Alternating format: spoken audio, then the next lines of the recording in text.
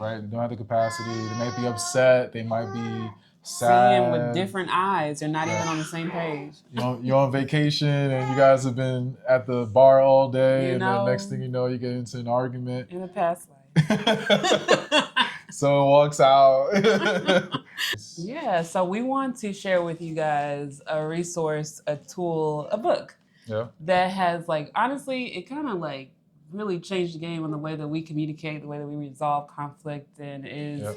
I won't give it all the credit because we did a lot of work, but it definitely still shows up in our marriage today. Yeah, it confirmed a lot of things that we were doing right. It also just showed some ways that we could improve with like how we handle conflict in our marriage. But we recommend it to a lot of different people, so we thought it would just be right to recommend it to you all, everyone in relationships, whether married or planning to get married. I think this would be a good idea to maybe check out. Check out this book, yeah. We have baby Iron here too, so if you hear any noises, it's just him. That's my baby. Agreeing with us. Just to give you a little background, we started this book because once we got married, we kind of like dove head first into like finding community with other Christians. We joined our church, and they had this program called Marriage Mentors. Yep. And we thought that we were going to be matched up with like actual marriage mentors, but like actually like a 1-on-1 or 2-on-2 type thing. Yeah. But it ended up being more like a book club, and that was a pleasant surprise because this book is the real deal. Yeah. It was cool. I mean, I forget how long it was. It was a few months, and we had to kind of be virtual, in person, but some of us still keep in contact. They came to our baby shower, but it was a great way to just meet other Christians and like relate in ways how we deal with certain things that pop up in our relationships. Yeah, and I also I encourage you, if you're going to read this book, if you have a community around you that would be open to doing a actual book club with you. That was such a great format to do the book in, because you can also be vulnerable in community with other couples who can kind of share their experience, and you're hearing their experience as well. I think that's the only way it works. If you're not going to share some of the personal things that are going on in your relationship with those people, then it's not going to be a helpful conversation. You got to be able to share those things, and I think once you start seeing similarities and seeing what you're dealing with in other people, then it's really revealing. Okay, nothing under the sun is new. No problem under the sun is new. Yeah, everything has been seen before. Yeah, so just a little bit more about the book. Yeah. So this book is based off of the Hold Me Tight series. This is actually called Created for Connection. And so this is specifically made for Christian couples. It ties some of the techniques that we call emotional. Yeah, it connects the science of the psychology behind. It's called emotionally focused therapy, or EFT. EFT. And it connects the science with Christian principles that are in the Bible. So it's really cool, so you can just really see how, first of all, marriages are supposed to be God's example on earth for his love for us. And so they kind of go back and forth between, of course, white papers and the Bible, and how it shows up in research, and also it was written in the Bible. And I just wanted to say one thing about one of the techniques, right? What's it called? R, right? So it's a great way to kind of test to see where your connection is with your spouse or with your partner. And while you're finding that, so EFT is a framework of psychology that's used for couples therapy. And it deals with the attachment theory. If you're familiar with it, if not, don't quote me, go research it. But it's really dealing with the attachment theory and how we connect to others. Emotionally focused therapy assumes that in relationship with our spouse or with other humans in general, we're really looking for connection. And so this framework kind of does a heat check on the connection between you and another person. Yeah, especially now that people are on social media, sometimes friendships are just virtual. I feel like people are losing some of that connection. So like she said, it's not just relationships, romantic relationships. It's any type of friendship that you might have, or with family. It's important that we're connecting with one another. And I it related back to scripture. I'm just going to pull the verse real quick. They talked about John, First John 4:18, and where it says, "There is no fear in love, but perfect love casts out fear, because fear involves torment. But he who fears has not been made perfect in love." So basically saying, like it's important that we do love each other.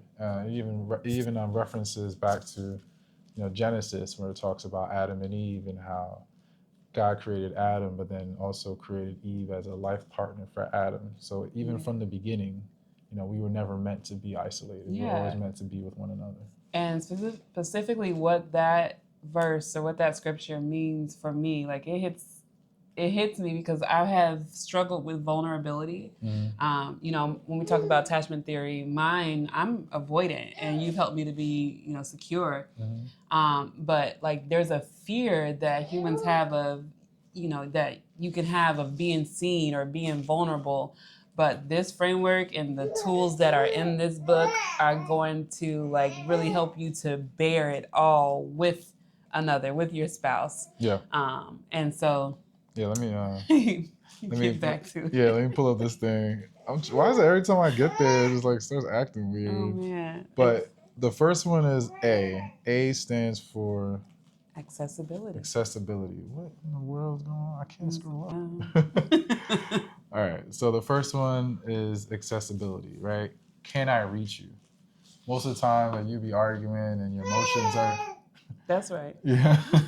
Your emotions are maybe getting the best of you, and I guess sometimes you don't even notice that person is totally inaccessible. Yeah, you're like not emotionally available. Right. So that's right, baby. You kind of gotta sit down and see, okay, hey, I'm here, you're here, can we talk? Like, are we connected, right? And if you feel like you're not, then that's like a telltale sign. Also is the R is responsiveness. Can I rely on you to respond to me emotionally, right? Sometimes the person may not just be in the mindset to respond. Don't have the capacity. Right? They don't have the capacity. They might be upset. They might be sad. Seeing with different eyes. They're not even on the same page. You're on vacation and you guys have been at the bar all day, and then next thing you know, you get into an argument. In a past life. Someone walks out. It happens. It happens. And We've been there. Yeah. And then engagement. Do I know you will value me and stay close? Right? So, after I do engage, I think it's a good sign that is the person receptive to this. Like, if I share this part of myself, will they receive it and not like judge me and not leave me? Like, I heard a quote once that was like, marriage is basically saying, no matter what you tell me, I won't leave. Like, and like once your partner feels secure in that, like then they can be open to using techniques and to like just bear it all, be truthful, be vulnerable. And so that's what this book will help you do. What it helped us do. Yeah. There's been a lot of instances where it's helped us. Like I said, vacation. When we were going through Marriage Mentors, oh my goodness, we had a big fight on the day of one of our sessions. Honey, you want to be hurt? Yeah. Okay. He was getting a pacifier, so he don't want it. Okay. He's talking. Right. He's like, y'all talking, I'm talking. I see. Okay. So on one of the days that we had our session, we were in a fight, and I was I was crying. Brian was about to storm out. We were supposed to be somewhere to join friends. It was St. Patrick's Day. It's always St. Patrick's Day. Always St. Patrick's Day, but we still had our session virtually. Yeah. And we were able to use one of the conversations, because in the sessions we would go over the conversations, which we talk about. And it actually helped us, and we were able to resolve a conflict in real time with this framework. Yeah. Because I don't know, if I didn't, Iron, come on, man.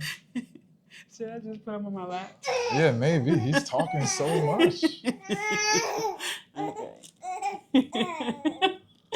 My baby. There we go. Sheesh. He's like, pick me up. Okay. All right. So I don't know what I was mad about. It was St. Patrick's Day. And yeah, we were about to storm out. And I don't know. I feel like maybe God kind of made. Okay. Every time I try to explain this, he started getting louder. Yeah. But I think God made sure that we had that session that day because He knew we needed it. Yeah. Even though I didn't want to do it at all, there was like an accountability thing, so we kind of needed to show up. And I'm glad we did because it was like something that we needed in that moment, in real time. In real time, right? So sometimes God is just like perfect timing, and you can never plan these things out. It's just kind of meant to happen. So yeah, hopefully one of these videos can be that for you. Maybe you're going through something and you might read one of these conversations that we'll get into, and it'll just be perfect for connecting with your partner. So yeah. So let's talk about how we're going to do this series. Yeah. I think the way that really helped us was like actually going through the conversation. So yeah, we talked about what the book is. We talked about what it's based on. But the real meat and potatoes of the guide or the strategy is to have these 7 conversations. right. And these conversations still show up in our marriage, but not like in the let's stop and have these conversations kind of way. It's really like internally, like I'm like, if I feel myself like getting triggered, I will like kind of remember these steps and be like, okay, I'm triggered, or okay, well, let me name my steps. What did I do? Or we're about to get into a demon dialogue, and like, so it's like once you read it, then you have it. It's not like something that you necessarily need to continue to revisit, but it becomes second nature. Yeah, and so with that being said, we're going to structure this series. Yeah. So each so this is the first video, but then we'll have a video for each conversation, right? And there's 7 conversations. The first one is recognizing demon dialogues. That's a really good one, right? Demon dialogues is something that we all do. Second is finding the raw spots, really finding those sensitive spots, those trigger points that we all kind of run into. Conversation 3 is revisiting a rocky moment. Sometimes we have those traumatic moments, sensitive moments from our past that might affect us in our present. And so it's just trying to revisit those moments and make sure our partner understands those moments. Yeah, say it out loud. You gotta let somebody know. Let your partner know. Hold me tight, engaging and connecting. So once you work through those things, now we need to grow closer, hold each other tight, bond with one another. Remember that this is the person that we love.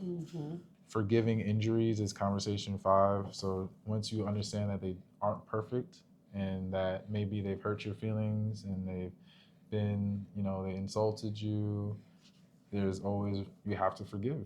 God forgave, Jesus forgave. As a Christian, it's your duty to forgive those who've, trespassed against you. 70 times. 70 times 7. Right. Yeah. How many times is that?